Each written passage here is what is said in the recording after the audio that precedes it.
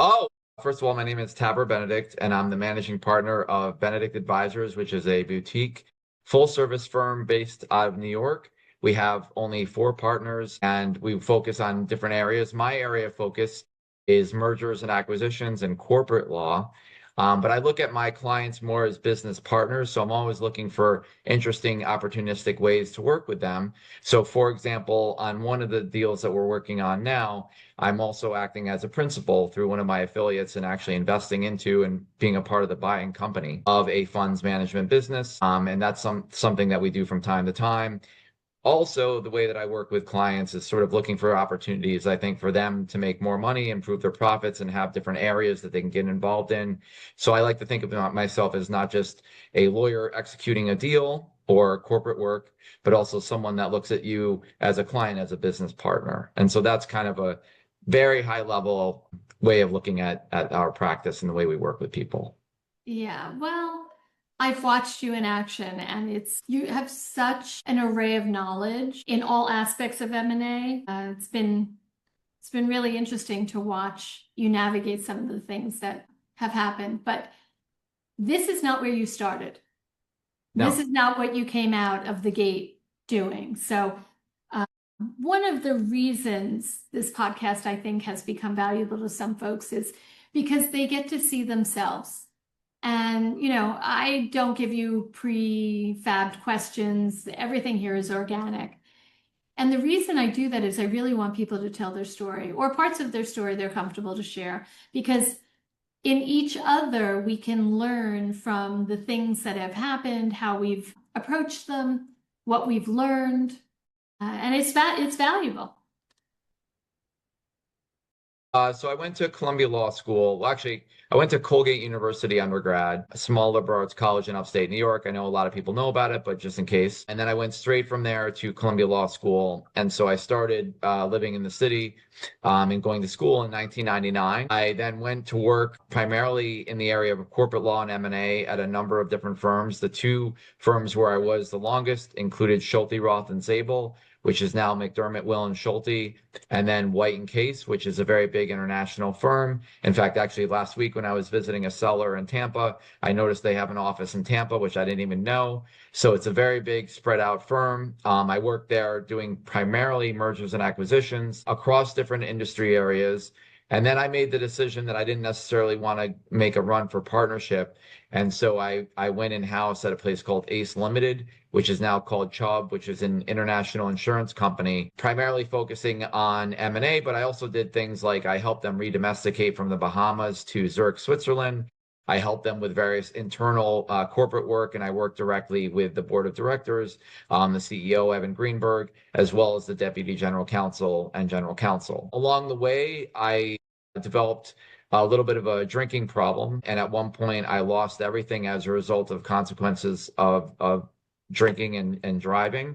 But what I did do along the way is I decided I'm not going to allow that to stop me or hold me back forever. So during that time, I worked, for example, with technology companies. I did management consulting. I worked at a restaurant. I worked at hotels, and I found a way to get through that period of time. I was readmitted about 3 years ago with the support of a number of people.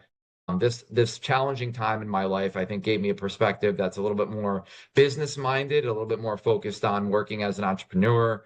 And so when I was readmitted, I brought to my practice more of a business mindset. And so I think the reason now why in the middle market, I'm not only doing M&A deals and corporate work, but also working as a principal and a partner on transactions and in businesses is because of this new frame of reference that I have and I bring to the practice of law and my life in general. So you just said a whole lot, and you said it in the same tones that I'm not even sure people are going to pick up on that. But yeah, it kind of stopped me. And I'm so glad you're willing to talk about it publicly, because at the end of the day, you can probably help a lot of people that have either made a mistake or find themselves in circumstances that they have no idea what comes next. And I've been in a position where, I've lost a lot and had to rebuild. And it's a very frightening moment when you don't know what comes next, but it can also be an exhilarating moment to change perspective and a moment where there's a new awakening to a different perspective. And for this conversation, I'm going to leave it professional and just say that there are very few professionals that I know, and I work with hundreds, if not thousands of people that haven't had a moment in time where it's been challenging, and different challenges, different extent of challenges,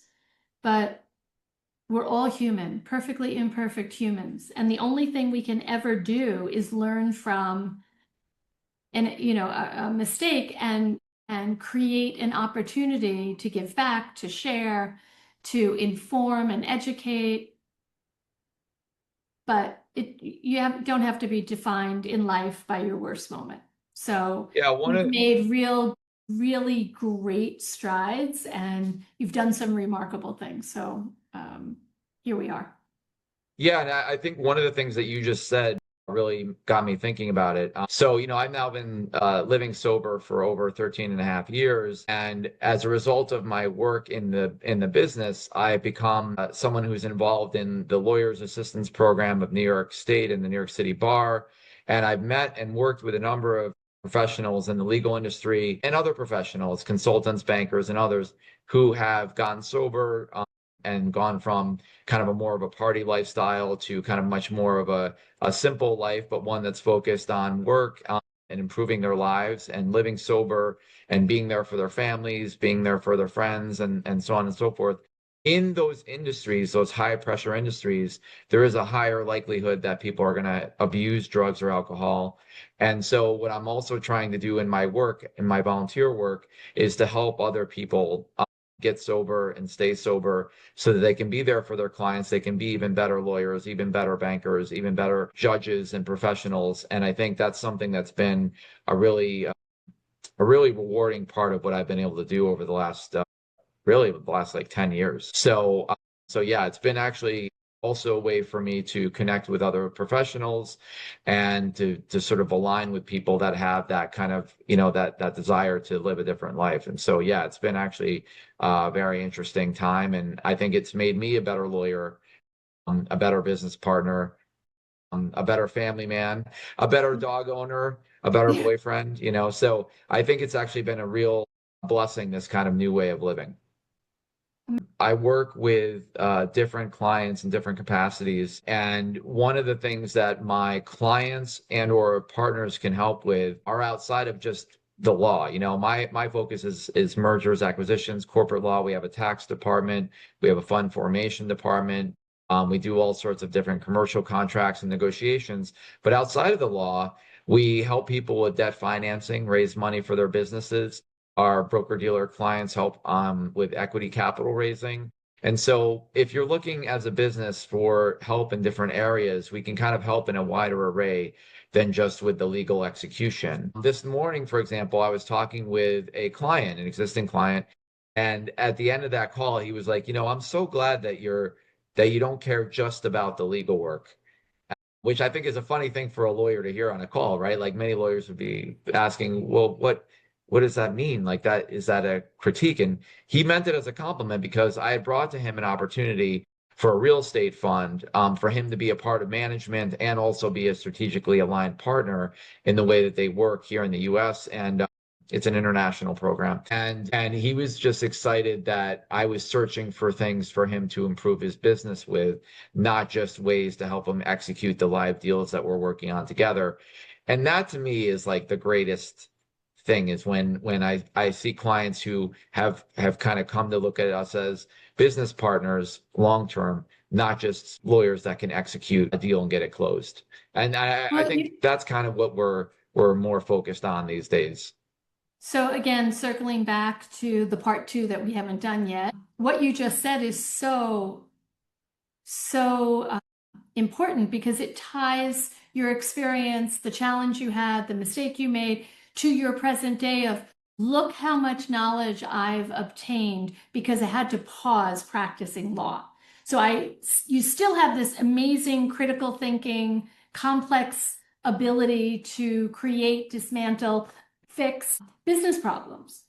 So you took all of that and you put it into a professional world, and now you come back to law with all of that business experience and knowledge, That's right? right. Which is why you're able to do that. So again, plenty of people make plenty of mistakes. When you learn from it, you grow from it, usually enhances whatever comes next. There's endless ways that coaches and self-help people and self-improvement people talk about this, but literally you've grown into the moment. The experience, the knowledge, the path you took, the challenges you had have all led you to where you are today. It's all part of your story. We each have a story that leads us to where we are. And I'm really grateful Absolutely. that you chose to share yours with us. And part two is going to be great, a little more the softer side of all of this, not just the professional acumen that you hold and the value you bring to clients. Yeah, absolutely. I mean, like you were indicating just now, I think it made me a little more open to different opportunities. And instead of rejecting or finding barriers or self-imposing barriers to different things, I've been sort of like overcoming those self-imposed barriers to success or for opportunities when they came in. And that's why in January, for example, when a referring partner came to me and said, we have a company that needs $8 million.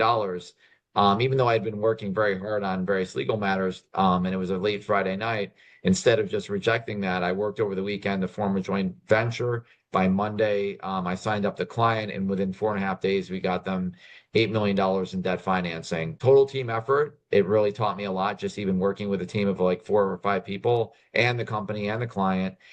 But that's the sort of thing that in the past I might have been much more closed off to. Instead, I thought, how can I actually help this? How can I move this down the field, so to speak? And that client was able to close an M&A transaction that boosted their cash flows for the year well above the amount that they were borrowing and got them to the next level. And look, that just came from being open to it.